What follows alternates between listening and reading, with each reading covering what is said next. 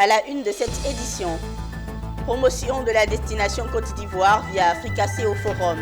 Ministre ivoirien et leader de la mésofinance ont présenté les atouts du pays. Nous le verrons dans cette édition, l'entreprise SA Analytics International a lancé la phase pilote de son projet d'initiation des élèves du primaire à l'utilisation de l'intelligence artificielle et à la robotique. La matinée RSE a réuni cadres et chefs d'entreprise du public et du privé pour fournir un maximum d'informations sur la responsabilité sociétale des entreprises, une initiative pour favoriser le développement durable. Madame, Monsieur, bienvenue sur Business 24 Africa, la télé utile. C'est un plaisir de vous retrouver. Ouvrons cette édition avec la question de la protection de l'environnement. Du 6 au 8 juin 2023, les acteurs concernés par la gestion de l'environnement en Côte d'Ivoire étaient en atelier à Abidjan. Initié par la coopération allemande par la GIZ en collaboration avec la direction de l'économie verte et de la responsabilité sociétale des organisations. L'atelier de 3 jours visait à relire et adopter le document de la stratégie nationale intégrée de promotion de l'économie circulaire, mais aussi le plan d'action sur la période 2023-2027. Konena Nourgo, Ismaël Doza. 3 jours ont suffi aux différentes parties prenantes de relire et d'adopter le document de la stratégie nationale intégrée de promotion de l'économie circulaire et du plan d'action sur la période 2023-2027, initié par la direction de l'économie verte et de la responsabilité sociétale des organisations en collaboration avec la coopération allemande GIZ. Cet atelier a donné l'occasion aux participants d'analyser le contenu du document, de faire des observations afin d'aboutir à l'adoption de la stratégie nationale. Il s'agit d'un document d'orientation générale pour permettre à l'administration publique et à tous les décideurs de disposer d'une feuille de route pour mettre en œuvre les activités liées à l'économie circulaire. Alors, donc nous avons travaillé sur les axes qui peuvent être mis en œuvre, notamment le cadre institutionnel, les questions relatives au financement. Et donc le projet We for Food, donc on est dans l'eau et l'énergie donc pour l'alimentation. Donc ce qui nous intéresse en fait, c'est de pouvoir créer un cadre institutionnel favorable justement à mettre des activités dans ce domaine-là en place. Et l'économie circulaire est un des domaines phares du coup de ces activités. La journée mondiale de l'environnement qui se déroule maintenant a pour thème la solution à la pollution plastique. Et ce qui est retenu à ce niveau-là, c'est l'économie circulaire comme la solution fondamentale pour gérer, pour régler tous les problèmes liés aux déchets plastiques. Ainsi révisé et adopté, le document de la stratégie nationale intégrée de promotion de l'économie circulaire et du plan d'action sera remis au ministère de l'Environnement et du Développement durable. Et puis la destination Côte d'Ivoire a été promue via Africacé au Forum. Africacé au Forum, il faut le noter, est la plateforme idéale pour les États africains pour communiquer sur les différentes opportunités. En Côte d'Ivoire, les ministres ont saisi la tribune pour présenter l'attractivité du pays au cours des panels. L'un des cadres leaders de la mésofinance, Jean-Luc Conan, un président directeur général du groupe Cofina, a également apporté sa pierre à l'édifice. Occasion pour lui de partager son expérience sur le climat des affaires en Côte d'Ivoire. Pierre Tebeu et Richard Akeke. Investir en Côte d'Ivoire, voici le thème qui a mobilisé à Africa CEO Forum, autorités politiques ivoiriennes, dirigeants de multinationales, représentants de principales institutions financières actives en Afrique et chefs d'entreprise. Pour vendre la destination Côte d'Ivoire, le Premier ministre Patrick Hachi, en personne, a présenté les occasions à saisir dans le pays. Avec lui, le ministre en charge de l'agriculture, Innocent Kobena Adjoumani, le ministre de l'économie et des finances, Adama Koulibaly, et la ministre en charge de la culture, Françoise Remarque. Mais le témoignage le plus attendu était celui de Jean-Luc Conan, président directeur général du groupe Cofina. Ce capitaine d'industrie leader de la mésofinance, s'est félicité du modèle panafricain de la finance inclusive qu'offre le groupe Cofina. Un groupe bien implanté dans plusieurs pays africains, dont la Côte d'Ivoire. En Côte d'Ivoire, justement, Jean-Luc Conan a tenu à rappeler aux futurs investisseurs que le pays a su tout mettre en œuvre pour rassurer l'implantation de Cofina.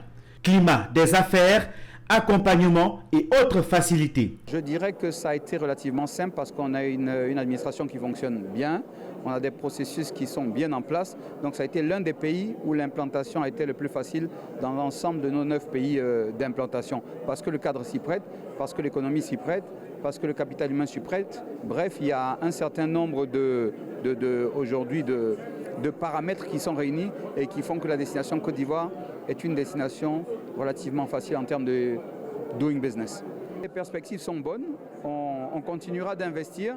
Aujourd'hui, entre le groupe Cofina et la concession Caterpillar, c'est 4000 employés, c'est 25 nationalités, c'est un spectre qui couvre 11 pays dans lequel on continue à investir. Le groupe Cofina, il faut le souligner, propose un service dédié en adéquation avec les besoins des entrepreneurs, des PME et de la diaspora.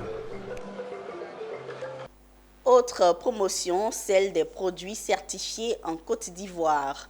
L'entreprise Universelle Industrie a participé à la Journée nationale des produits certifiés en Côte d'Ivoire, organisée par le ministère du Commerce, de l'Industrie et de la Promotion des PME. Universelle Industrie est une entreprise dans le secteur des matériaux de construction spécialisée dans la fabrication et la commercialisation de produits métallurgiques. Au cours de la Journée nationale des produits certifiés, l'entreprise a fièrement présenté sa gamme de produits de construction certifiés. La participation de la société à la Journée nationale des produits certifiés visait à sensibiliser les consommateurs sur la nécessité d'acheter des produits de qualité certifiés et fabriqués localement. Dongo Ulrich, responsable marketing et communication de Universelle Industrie, a fait le point au micro de notre reporter Diane Cablancan. Je vous propose de l'écouter. À travers cette journée, l'Association des professionnels de la qualité de Côte d'Ivoire veut non seulement aider à renforcer la relation entre les consommateurs et les entreprises, mais également aider à fournir les outils et des connaissances à ceux qui cherchent à établir des normes de qualité élevées dans leurs produits. Nous organisons la toute première édition des Journées nationales des produits certifiés pour sensibiliser les entreprises, exhorter les entreprises à s'engager dans la démarche de certification. Vous savez qu'avec la globalisation des échanges, la suppression des barrières tarifaires, seule la qualité permet aujourd'hui aux entreprises de s'imposer sur les marchés devenus de plus en plus exigeants. Et c'est la raison pour laquelle le gouvernement fait de la qualité une priorité dans toute sa stratégie de développement. Et dans ce cadre, le gouvernement travaille au renforcement de l'infrastructure qualité. Et donc, les journées nationales des produits certifiés que nous organisons s'inscrivent justement dans le cadre donc, des actions que le gouvernement mène. Plusieurs activités ont été organisées tout au long de la journée, notamment des expositions de produits certifiés, des présentations de produits et des séances de dégustation. Les stands des entreprises ont attiré de nombreux visiteurs intéressés à découvrir les différents produits de qualité proposés par les entreprises locales. Nous sommes participants en tant que sponsors et en tant qu'exposants. En tant que sponsor, parce que nous avons estimé que la DPQN, qui est la structure qui certifie les produits de qualité, ne peut pas organiser un tel événement sans que nous soyons là. La Journée nationale des produits certifiés a mis en lumière l'importance de la certification dans l'industrie alimentaire et agricole de Côte d'Ivoire et a encouragé les entreprises de différentes tailles à faire l'effort de se conformer aux normes de qualité élevées afin de promouvoir la sécurité des aliments et de stimuler la création de nouveaux débouchés commerciaux. Note éducative dans cette édition. Initier les élèves du primaire à l'utilisation de l'intelligence artificielle et à la robotique est l'ambitieux projet de l'entreprise SA Analytics International. La phase pilote du projet a été lancée mardi 6 juin dans les locaux de l'entreprise à Abidjan. Objectif, renforcer les capacités des élèves du primaire dans le domaine de la technologie de l'information afin de booster leur créativité et de les aider à maîtriser les bases du codage. Michel Brou et Ezekiel Seri pour le compte-rendu de la cérémonie de lancement. Programmation, conception de robots, utilisation de l'intelligence artificielle. Bienvenue dans le monde de l'intelligence artificielle. Et ce sera ainsi dans les 3 prochains mois dans les villes de Sinématiali, Fekese-Dougou et Boundiali à compter de cette cérémonie de lancement. Phase pilote, c'est un projet estampillé SA Analytics International au profit des élèves du primaire, histoire d'initier les tout-petits à une science qui va dominer le monde de demain. 저희가 사실 전통적인 분야에서 여러 가지 이제 개발 지원이랄까 이런 여러 가지 개발 협력을 많이 하고 있는데 놓치지 않아야 되는 게 이런 첨단 4차 산업혁명에 있어서의 첨단 산업에도 저희가 동시에 신경을 써야 될 것 같다 이런 생각을 하게 됩니다.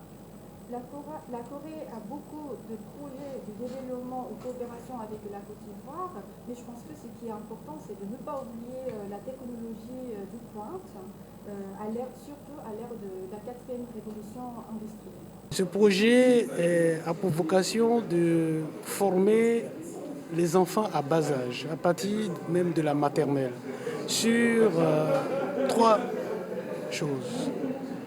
Le coding, les bases de l'intelligence artificielle et la robotique.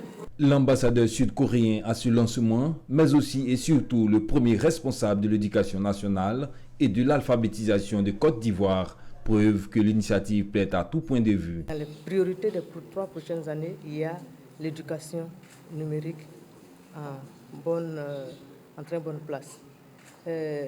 Concrètement, c'est faire en sorte que, on l'a dit dans la salle, réduire la fracture numérique et faire en sorte que la digitalisation fasse partie de l'enseignement dès le préscolaire. Lancé en mars 2019 à Abidjan, SA Analytics International aide les entreprises à se moderniser grâce aux solutions, services analytiques intelligents basés sur la machine learning et l'intelligence artificielle en vue de les rendre plus performants. À l'initiative de l'institution d'enseignement continu IFG et en partenariat avec le Pacte mondial des Nations Unies, il a été organisé une matinale sur la responsabilité sociétale des entreprises. Dénommée la matinée RSE, cette conférence a réuni une centaine de cadres et de chefs d'entreprise, des décideurs du public et du privé, et avait pour objectif de fournir aux participants le maximum d'informations sur la responsabilité sociétale des entreprises. Le reportage de Philippe Zabo et d'Augustin Kra. Pour comprendre les objectifs du développement durable ODD, la première partie de la matinée RSE a consisté en des définitions données par un expert du Pacte mondial des Nations Unies. De ces explications, il ressort que la RSE n'est pas une philanthropie, encore moins la gestion des risques. Les entreprises en Côte d'Ivoire sont déjà très engagées. Pour la plupart, celles qui sont dans la salle ont déjà des départements RSE qui initient déjà des actions, qui sont des actions qu'il faudrait renforcer dans le sens où la RSE, ce n'est pas de la philanthropie, ce n'est pas du mécénat. Il faut passer d'une RSE mécénat à une RSE vraiment ancrée dans la stratégie de l'entreprise, de manière à ce que les modes de production soient questionnés, de manière à ce que le mode de financement de l'entreprise soit questionné, la manière dont on alloue les ressources de l'entreprise, est-ce qu'on les alloue justement à des activités qui vont favoriser le développement durable. Ce que le public a compris après un panel. La RSE, au-delà de tout ce qui est aspect théorique, la RSE aujourd'hui, c'est une variable que toute organisation qui veut se pérenniser doit intégrer dans sa stratégie. Et c'est pourquoi je suis vraiment heureuse d'avoir participé à ce séminaire. La matinée RSE a été organisée par l'IFG pour qui cette question, comme tant d'autres, sont très importantes. En fait, si on parle un peu du bien-être des employés, des salariés, il est important quand même d'intégrer la RSE dans la politique de l'entreprise, dans la stratégie de l'entreprise. Et ainsi, on a un retour sur investissement justement pérenne et sur du long terme. IFG Afrique, c'est un acteur clé du continent africain. Et pour nous, on se doit d'accompagner les entreprises, les cadres, les hauts dirigeants dans la démarche de la RSE et du développement durable. Implantée en Côte d'Ivoire depuis 2019, l'IFG Afrique est une institution d'enseignement continu, filiale du groupe français Omnes. Parlons à présent d'artisanat. Dans le cadre de l'Académie des talents, l'école ivoirienne de bijouterie et des métiers annexes de Marcory a organisé ce vendredi 9 juin la première édition de la journée de l'élève bijoutier sur le thème « Importance du stage en entreprise pour l'élève bijoutier ». Cet événement veut promouvoir les réalisations des apprenants et sensibiliser le grand public sur les activités de l'école ivoirienne de bijouterie et des métiers annexes de Marcory. Reportage Eunice Bogou, Ismaël Doza. C'est une première pour l'école ivoirienne de bijouterie et des métiers annexes EIBMA de Marcory. Une journée initiée pour l'élève bijoutier. Cette initiative s'inscrit dans la vision du ministère de l'enseignement technique, de la formation professionnelle pour soutenir le développement socio-économique et de contribuer à l'émergence rapide de la Côte d'Ivoire. Cérémonie d'abord pour leur montrer déjà l'importance de ce métier en collaboration avec le milieu professionnel, avec les professionnels du métier qui sont là pour pouvoir présenter un peu le métier, l'importance du métier, l'importance aussi, il faut dire, des stages dans la profession. Il faut dire que cette année scolaire s'est très bien déroulée. Nous avons pu réaliser tous nos objectifs en ce qui concerne la formation. Très bientôt, les enfants iront en examen du CAP et donc c'est pour ça que nous avons trouvé ce moment pour permettre aux enfants de partir sereinement, faire composer au CAP et nous espérons pouvoir faire un 100%. Cette journée a été marquée par le témoignage d'anciens élèves qui serviront de modèle de réussite et aussi une salle d'exposition où les réalisations des apprenants ont été exposées. C'est une première fois pour moi. En plus de cela, est venu leur parler de mon expérience, mon vécu jusqu'au jour d'aujourd'hui. Je pense que à travers mon discours, ils vont s'inspirer de ça, pour pouvoir avancer un peu dans la bijouterie. C'est pas facile. Toute chose, tout métier n'est pas facile. Le début c'est difficile, mais je pense bien dire que la lumière c'est devant. Effectivement, le métier nourrit son homme. Parce que sans le métier, je vous dis, j'étais dans la rue. L'école ivoirienne de bijouterie et des métiers annexes a été créée en 1972. Elle a pour mission depuis 44 ans de former des jeunes filles et jeunes gens au métier de la bijouterie et des métiers annexes. Une année scolaire s'achève et après l'effort, les récompenses. Le lycée moderne de Pinda Borokro, à travers les Olympiades, sa cérémonie de distinction a récompensé les meilleurs élèves, enseignants et le meilleur personnel de l'administration. Anissé Kouadio, notre correspondant, était témoin pour nous. Lycée moderne de Penda Boroko, nous sommes en plein cœur de cette cérémonie dénommée les Olympiades. Kouadio Kobenan Fabrice, élève en classe de 4e, décroche le super prix du premier cycle. Kobenan Afia Josiane, en classe de première A, rafle le super prix du meilleur élève du second cycle. Le prix du meilleur enseignant de l'année revient à Amoro El Hadj, professeur de philosophie. À ses côtés, son collègue qui reçoit le prix du personnel de l'administration. Je suis très heureux car depuis le premier et le deuxième trimestre, j'ai été le premier de ma classe. Pour recevoir ce prix, j'ai étudié et j'ai écouté ce que mes encadreurs m'ont dit. Je suis heureuse. Ce prix me permettra de plus travailler l'année prochaine et de rester dans le même rang. C'est un honneur à notre endroit. C'est le fruit d'un travail qui a été abattu en amont. Nous sommes fiers d'être distingués parmi ses meilleurs enseignants. L'occasion pour l'ensemble des responsables de récompenser tous les acteurs de la vie scolaire à travers le concours culinaire, le club art et culture et le sport. Susciter une saine concurrence, une saine émulation entre les apprenants et surtout mobiliser la communauté, toute la communauté autour de l'école. Nous avons vu une amélioration des résultats scolaires. Les élèves ont pris conscience que leur intérêt à l'école. Ces Olympiades de distinction des meilleurs de l'année du lycée moderne de Penda Boroko, saluées par les autorités, ravies de l'organisation de cette journée d'excellence. À ces enfants-là, doit constituer l'élite de demain. Nous leur demandons de pouvoir mettre à profit toutes les actions que les cadres, les populations, en tout cas, mettent pour leur ascension sociale. C'est au total plus de 30 personnes distinguées, élèves, enseignants et personnels administratifs qui ont vu leurs efforts de l'année couronnés. Cette cérémonie fut l'occasion pour les élèves de mettre en valeur tous leurs talents et leur savoir-faire à travers les différentes chorégraphies et autres créations. Notons que le lycée moderne de Penda Boroko est dirigé par son jeune proviseur Tali Célestin, qui a décidé, lui et l'ensemble de ses collaborateurs, de faire de cet établissement l'une des plus grandes écoles d'excellence en Côte d'Ivoire pour la formation des cadres de demain. Rendons-nous à présent à Tchoro-Niaradougou, dans le département de Korogo, où l'ONG CNFA et ses partenaires USDA, Food for Progress West Africa, Pro-Cashew, viennent de doter 3 coopératives ivoiriennes en matériel d'agriculture roulant et autres pour un coût total de 31 232 050 francs CFA. Ouattara Daouda.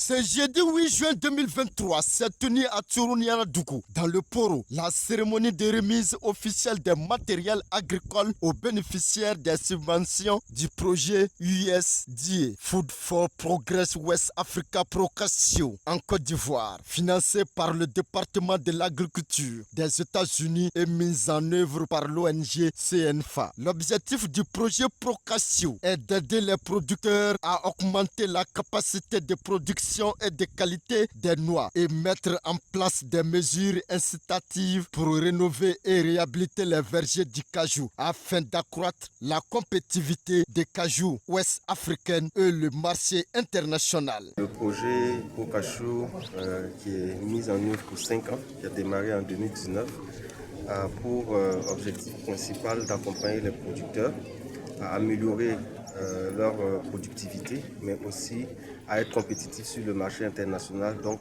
pouvoir améliorer leur revenu. Avec ce matériel, on va offrir un service agricole à nos producteurs d'abord et à tous les producteurs de la région du Bordeaux. Alors, ce matériel va nous permettre de faire les réhabilitations des vergers dans l'Acadie. Alors, ça va nous permettre de pulvériser les vergers dans l'Acadie afin d'augmenter la productivité. Et puis aussi, ce matériel va nous permettre de collecter tous les produits des zones reculées. Un appui. Tout ce matériel que vous voyez là, c'est pour les appuyer à avoir de bonnes récoltes. C'est le lieu de remercier le chef de l'État, Monsieur le Président de la République, son Excellence Alassane Ouattara, de tous ces efforts-là de développement. Cette sympathique cérémonie s'est soldée par la remise symbolique des matériels aux 3 coopératives retenues, du Poro, du Bondougou et de Daoukro. Coût des matériels 31 232 050 francs CFA. Direction Guéyébli, dans le département de Djokoué, pour les festivités relatives à la fête des mères, avant de refermer cette édition. 30 associations de femmes de la sous-préfecture de Guéyébli ont été célébrées. Ces mamans, issues des différents villages, ont été honorées par Ange Nyonka, cadre du Guémon. Ces femmes sont reparties, les bras chargés de cadeaux. Théodore Kanga. Elles étaient environ 30 associations de femmes dont la tranche d'âge des membres est compris entre 30 et 60 ans, qui ont été célébrés le samedi 4 juin 2023 à Delobli. Ces mamans, venues des villages de la sous-préfecture de Guéyébli, sont retournées les bras chargés de cadeaux, dont des complets de paille, des ustensiles de cuisine et des tricycles pour les activités génératrices de revenus.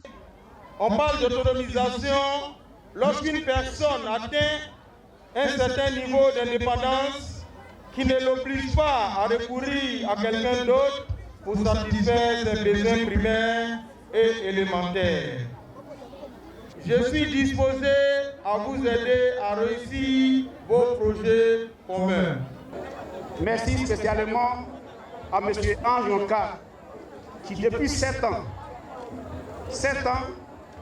œuvre pour le bonheur de nos mamans, œuvre pour l'autonomisation de nos femmes, de nos sœurs. Nous sommes très contents d'avoir reçu notre cadeau de la part du parrain. Vraiment, les mots nous manquent. Nous lui souhaitons beaucoup de bonheur, longue vie. La 7e édition de la fête des mères tournantes qui a eu lieu à Delobli a connu un franc succès vu la forte mobilisation et la qualité des présents offerts aux mamans. Les mamans venues ont toutes été honorées. Elles sont reparties les bras chargés.